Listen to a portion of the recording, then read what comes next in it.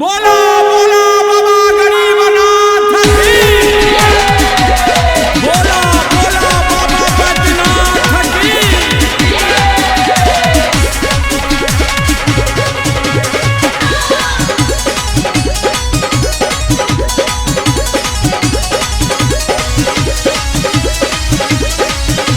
Aditya films and music project. भंगिया के गोलाबा में कवन माजा मिले हो शिव शंकर दानी। भंगिया के गोलाबा में कवन माजा मिले हो शिव शंकर दानी। खाए लागी जाल पगलाई हो शिव शंकर दानी। खाए लागी जाल पगलाई हो शिव शंकर दानी। भंगिया के गोलाबा में कवन माजा मिले हो शिव शंकर दानी। भंगिया के गोलाबा में कवन माजा मिले हो शिव शंकर दानी। खाए लागी जाल पगलाई हो शिव शंकर दानी। खाए लागी जाल पगलाई हो शिव शंकर दानी। खाए लागी जाल पगलाई।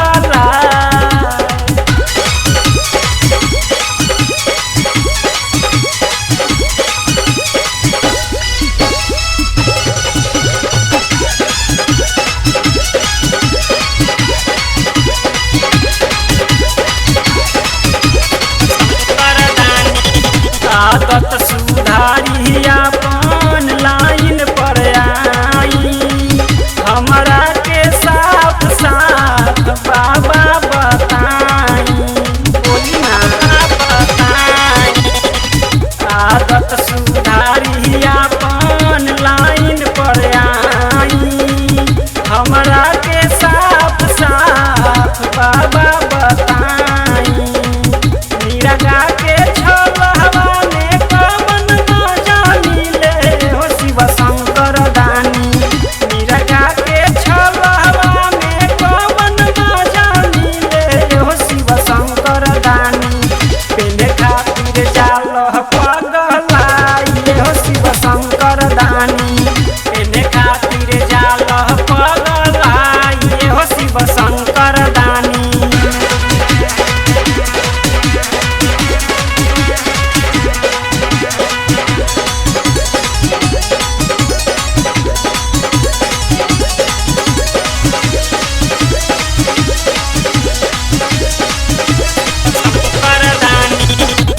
जी जमाना